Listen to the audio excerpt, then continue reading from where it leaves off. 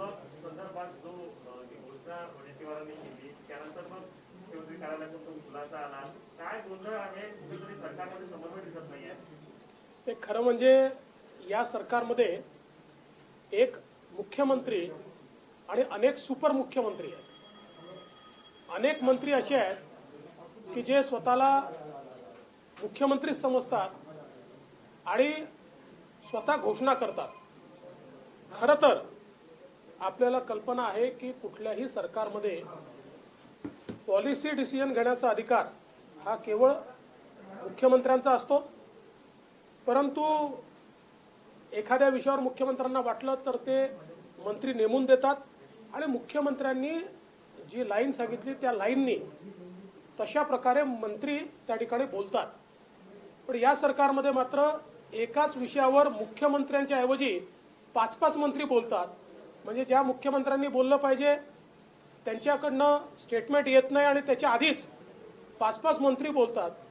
आणि सगळ्यात महत्त्वाचं असं आहे, प्रत्येक मंत्री ती अनाउन्समेंट करतो आणि सांगतो ही अनाउन्समेंट आता मुख्यमंत्री करते।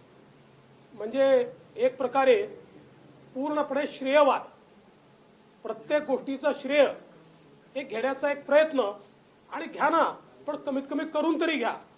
आणि म्हणून मला असं वाटतं की कालचा घोळ यातनंच झालाय, पण हा पहिला नाही आहे, याच्यापूर्वी अनेक वेळा झालाय। अनेक वेळा मंत्र्यांनी आधी अनाउन्समेंट करून टाकल्या आहेत, एक अनाउन्समेंट 3-3 मंत्र्यांनी केल्या आहेत।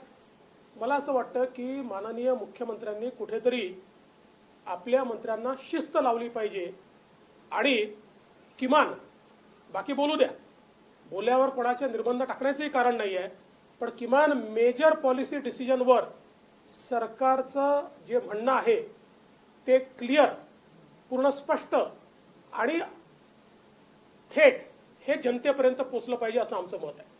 लोकांमध्ये गोंधळाचं वातावरण निर्माण झालं काल वडेट्टीवारांनी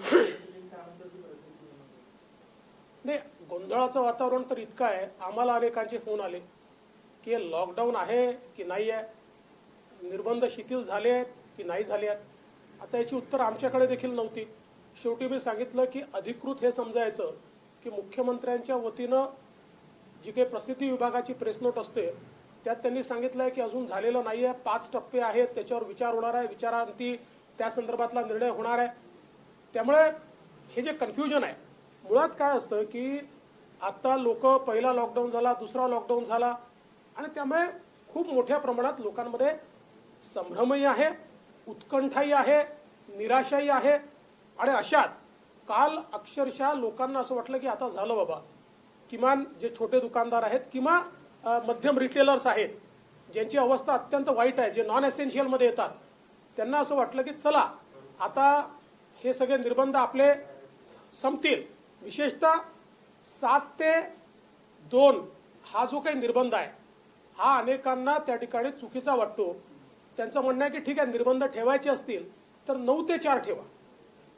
त्यामुळे मला असं वाटतं की अनेकांची निराशा ही या माध्यमातून झाली आणि म्हणून मला वाटतं सरकारने याकडे लक्ष देण्याची गरज आहे। मागासवर्गीय आयोग जो आहे तो सरकारने काय, मला असं वाटतं की हे उशिरा आलेलं शहाणपण आहे। हा राज्य मागासवर्ग आयोग 13/12/2019च्या निर्णयानंतर तात्काळ यायला पाहिजे होता, कारण 13/12/2019चा निर्णय हा स्पष्टपणे सर्वोच्च न्यायालयाने राज्य सरकारला सांगितलं की के कृष्णमूर्ती जजमेंट प्रमाणे संपूर्ण आरक्षण जस्टिफाय करा। आणि के कृष्णमूर्तींनी काय सांगितलं की एम्पिरिकल डाटा अवेलेबल नाही कंटेम्पररी, त्यामुळे सगळ्या राज्यांना त्यांनी सांगितलं की तुमच्या ठिकाणी तुम्ही अशा प्रकारचे राज्य मागासवर्ग आयोग तयार करून त्यांच्या माध्यमातून एम्पिरिकल डाटा तयार करा। म्हणजे किती टक्के, थंब रूल ठेवू नका। एखाद्या जिल्ह्यात 50%च्या आत लोकसंख्या जास्ती असेल तर 27%च्या वरही देता येईल, परंतु एखाद्या जिल्ह्यात ती कमी असेल आणि 50%च्या आत ॲडजस्ट करायचं असेल तर त्या ठिकाणी ते ॲडजस्टमेंट करावं लागेल, असं 13/12/2019ला सांगितल्यानंतर 2 मार्च 2021 पर्यंत या सरकारने हे आयोग तयार न केल्यामुळे खऱ्या अर्थानं सर्वोच्च न्यायालयाने या ठिकाणी ओबीसींचं राजकीय आरक्षण हे रद्दबादल केलं। आणि त्यानंतरही 5 मार्चला विधानसभेतलं माझं भाषण आपण ऐका. 5 मार्चच्या माझ्या भाषणात मी सांगितलं होतं, सगळं सांगितलं होतं के कृष्णमूर्तीत काय म्हटलेलं आहे, आता पुढच्या स्टेप्स काय कराव्या लागतील, राज्य मागासवर्ग आयोग कसा तयार करावा लागेल. त्या माझ्या भाषणानंतर माननीय मुख्यमंत्र्यांनी बैठक घेतली. त्या बैठकीत हे सगळं मी सांगितलं. राज्याचे महाअधिवक्ता होते, त्यांनी देखील सांगितलं की करावंच लागेल, त्याशिवाय मिळणार नाही. पण तो दिवस आहे आणि कालचा दिवस आहे, इतके दिवस आपण घालवले आणि त्यातनं एक प्रकारे हे तर आता दुर्दैव सुदैव काही म्हणा, पण कोरोनामुळे निवडणुका पुढे गेल्या. अन्यथा आत्ताच्या निवडणुकांमध्ये कुठल्याही स्थानिक प्राधिकरणात ओबीसी करता एकही जागा महाराष्ट्रात राहिली नसती. आताही एम्पिरिकल डाटा तयार करून आपल्याला हे आरक्षण देता येईल. केवळ मला या ठिकाणी असं वाटतं की आता हे काम वेगाने करण्याची आवश्यकता आहे.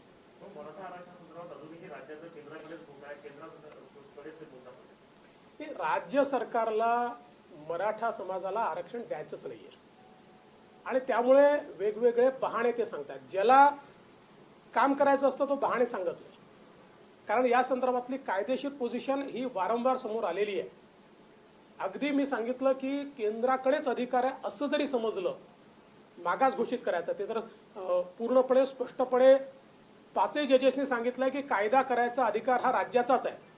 पण अगदी मागासचा अधिकार केंद्राचा असं आपण समजलं तरी त्याची प्रोसेस दिलेली आहे. त्या प्रोसेसमध्ये राज्याला ही सगळी कारवाई करून राज्य मागासवर्ग आयोगाच्या माध्यमातून अहवाल तयार करून कॅबिनेटच्या मान्यतेने तो केंद्राच्या मागासवर्ग आयोगाकडे पाठवावा लागतो. हे मात्र हे सरकार करत नाहीये, कारण यांना एक प्रिन्सिपल पक्क माहिती आहे. या सरकारचं एक प्रिन्सिपल पक्का आहे, Wien you cannot convince people you confuse them. जेव्हा लोकांना कन्व्हिन्स करता येत नाही त्यावेळेस गोंधळाचं वातावरण तयार करा, रोज खोटं बोला. शेवटी लोकांना असं वाटतं की खोटं बोलणारा जो आहे तोच खरा सांगतोय. याच पद्धतीनं हे सरकार आणि याचे मंत्री चालत आहेत. आता तुम्ही म्हटलं की आता कन्फ्युज करायचा हा जो निर्णय होता अनलॉकचा, काल पत्रकार परिषद म्हटल्यानंतर विजय वडेट्टीवार म्हणाले की मी असं काही म्हटलं नाही, हे सगळं प्रसार माध्यमांनी पसरवलं की अनलॉक होणार आहे. तर हा सगळा तिथलाच प्रकार आहे का की लोकांना गोंधळ टाकायचा? त्यांनी असं म्हटल्यानंतर तुमच्यापैकी अनेक लोक हुशार आहेत, त्यामुळे तुम्ही ते आधी काय बोलले आणि नंतर काय बोलले दाखवलेलं आहे. त्यामुळे त्याचं उत्तर तुम्हीच दिलंय, मला काय विचारता. हिंदीमध्ये गोंधळाचं वातावरण आहे अनलॉकच्या विषयी. देखिए, अनलॉक के संदर्भ में जिस प्रकार से मंत्री महोदय ने स्टेटमेंट कर दिया, उससे लोगों में बड़ी खुशी की लहर आ गई कि चलिए अनलॉक हो गया. और शाम को सीएम ऑफिस ने कहा कि अनलॉक नहीं हुआ है, अभी 5 स्टेप्स में अनलॉकिंग हम कंसीडर कर रहे हैं. मुझे ऐसा लगता है कि ये सरकार ऐसी है जिसमें एक सीएम है और कई सुपर सीएम है. सीएम साहब बोलने से पहले सारे सुपर सीएम बोल देते हैं, एक ही विषय पर 4-4 लोग बोलते हैं.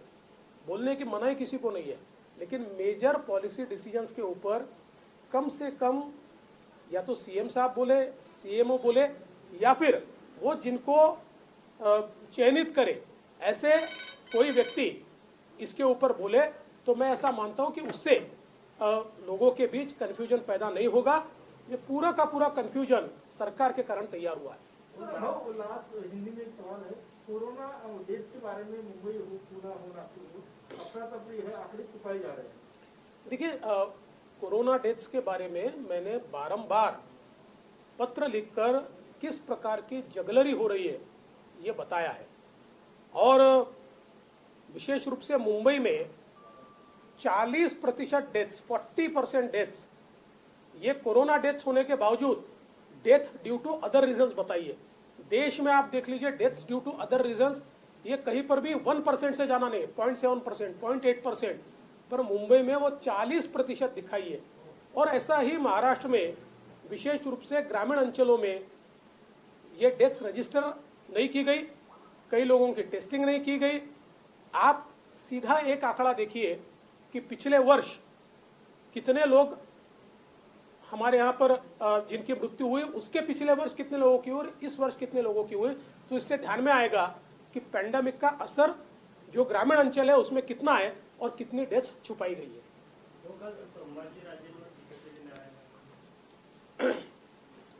मला असं वाटतं की संभाजीराजेंवर टीका करण्याचं कुठलंही कारण नाहीये. संभाजीराजेंनी सातत्याने मराठा समाजाच्या आरक्षणाच्या बाजूची भूमिका मांडली आहे आणि ते दुसरी भूमिका हे मांडतायत की सगळ्यांनी एकत्रित यावं, सगळ्यांनी एकत्रित यावं. ही भूमिका काही चुकीची नाही आहे, ही बरोबर भूमिका आहे. आणि माझं तर मत असं आहे की विशेषतः आम्ही तर तयारच आहोत, पण समोरच्यांनी राजकारण करू नये हे देखील अत्यंत महत्त्वाचं आहे. मला असं वाटतं की जाणीवपूर्वक संभाजीराजेंना मिसकोट करणं किंवा कुठेतरी त्यांच्याबद्दल वेगवेगळ्या गोष्टी पसरवण्याचा प्रयत्न या ठिकाणी चाललेला आहे. आणि राणेसाहेब काय बोलले मला माहित नाही, मी जरूर राणेसाहेबांची या संदर्भात देखील चर्चा करेन. पण मला असं वाटतं की संभाजीराजेंवर टीका करणं योग्य होणार नाही.